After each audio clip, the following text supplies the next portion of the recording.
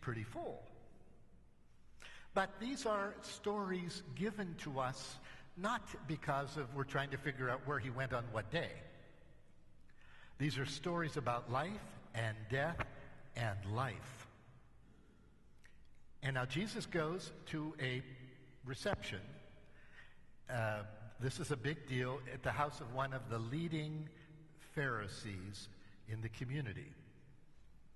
You know, the columns in the newspaper on Monday or Tuesday, scene, you know, all of the big events, and then they have in bold print who showed up and the names, and if you find somebody you know, oh my God, look who's there. It's kind of in that category. Jesus is at one of those seeing events. And by God, are they seeing him? They're watching him closely. Do you like to be on display? Do you like people watching you? Does that make you nervous? Well, you can't say that you were invited to something and having a good time if everybody's watching you. You're not yourself. They were more concerned watching him to see what he did wrong. How are his manners? Who's he talking to? Who's he sitting with? What can we do? And by the way, he had just healed somebody. You know, again, Jesus does not fit the expectations of the people. He breaks their rules, what they think is important, because he's there for the people that matter. And so he upsets people and they don't like it. That's what's going on here. But this is really a story about really the end of life, and we got to look back. It only makes sense if you go to the end. Let's fast forward to the end and look back. In the heavenly king, at the end, which in the Bible is described as a wedding reception. Now, I think we've all been to wedding receptions and know how wonderful they are. That's the greatest, the happiest events in families are weddings. So think of the wedding feast of heaven. The final victory, it's all the sadness and all of the stuff of this, it's gone. We're all together at the banquet. We have all been invited to the banquet. God is the host. Everybody is invited, except those who choose not to come. Everybody is invited. The host does not discriminate. It's not on the part of the host. If we look at that as the paradigm, that's the vision, then look at this wedding reception or this gathering that Jesus attends. And so the same thing applies. The guest needs to invite not just the uppity-ups, but everybody. And people need to welcome and be with each other. It's about being together indiscriminately. That's ultimately what the end's going to be. It's not going to divide up in first class, second class, and economy class, and steerage, or whatever you want to call all these classes. We're big on that in this world. That's not our eternal destiny before God. Do you ever go to a dinner and they don't have place tags, or let's say you go and you're looking for a place to sit. Now, everybody got there ahead of you, and they have their coats, and they've turned the chairs, and you can't sit there because they're waiting for their friends and relatives to come. Isn't that annoying? I find it extremely annoying, except when I get there first. That's what we do. I want to sit with the ones I want to sit with.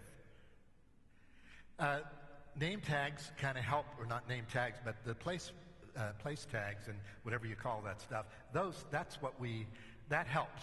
Oh, I know I can go to my seat and I don't control who I sit with. Somebody else figured it out, and that's fine.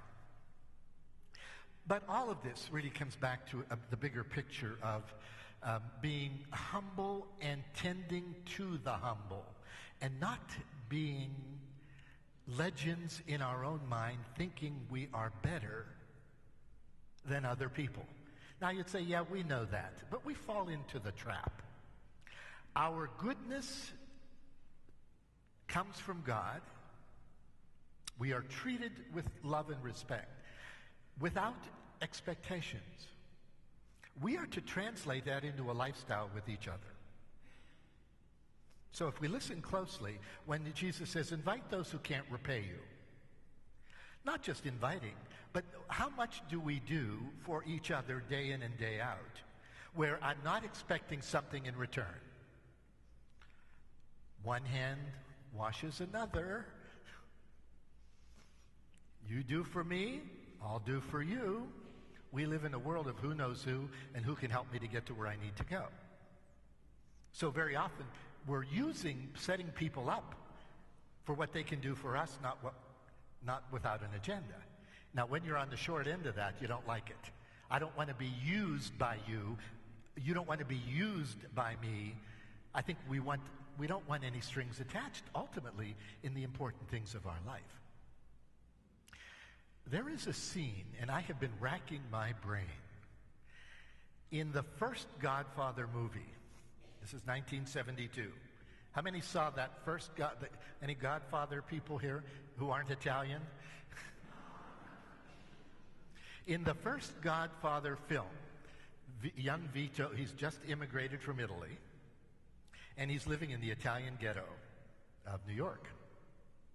Now, these are all immigrants who are very poor and have nothing, and the lowest class, those who got here last, are at the bottom. I think we all know what that means. They're the most recent. It's an issue today. But in that era, it was the Italians. And all this mafia stuff comes out of that. But so here he is. Now, in this little Italian ghetto, there's this kind of hefty Italian guy. I can't remember his name. You can tell me later on if you can remember it. But he's kind of like the godfather of everybody. He wears a white suit, he's got a white hat, he's got something over his shoulders, and he's walking, and they're having the Italian festival, the Mount Carmel, whatever, on the streets. And he's walking, and everybody is bowing and scraping. Oh, make a way here, he's coming through. And this guy did favors for the people who had nothing. Well, Vito Corleone's watching all this, and he's not going to have any of that. So the guy finally saunters home, goes up to his room.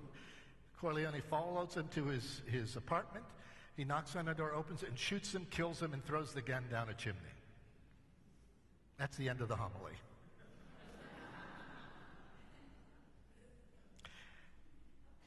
There's a story there. In one shot, all of this arrogance was nothing. The balloon was deflated.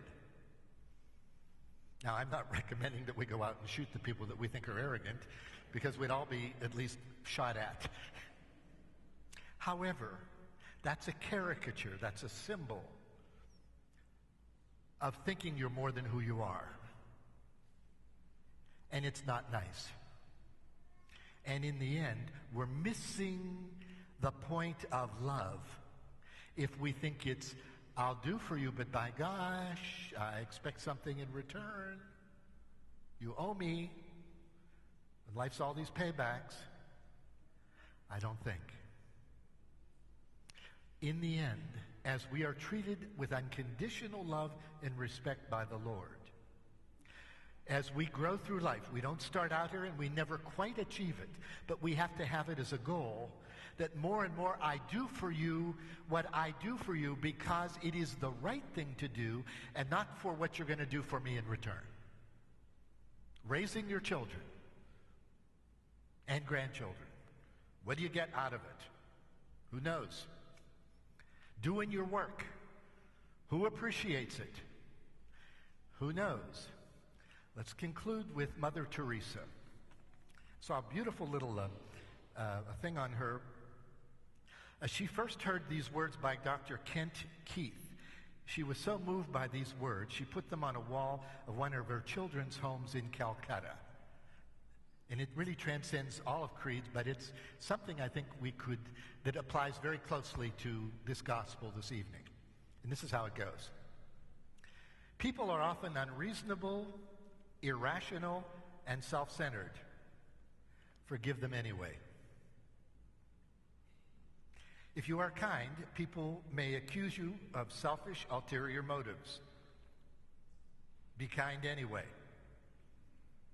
If you are successful, you will win some unfaithful friends and some genuine enemies. Succeed anyway. If you are honest and sincere, people may deceive you. Be honest and sincere anyway. What you spend years creating, others could destroy overnight. Create anyway. If you find serenity and happiness, some may be jealous. Be happy anyway. The good you do today will often be forgotten. Do good anyway. Give the best you have and it will never be enough. Give your best anyway. In the final analysis, it is between you and God.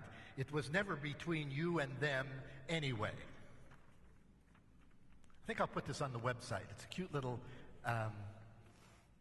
reference to the gospel, that we do what we do because it is the right and loving and truthful and just thing to do. That is unconditional love in the making.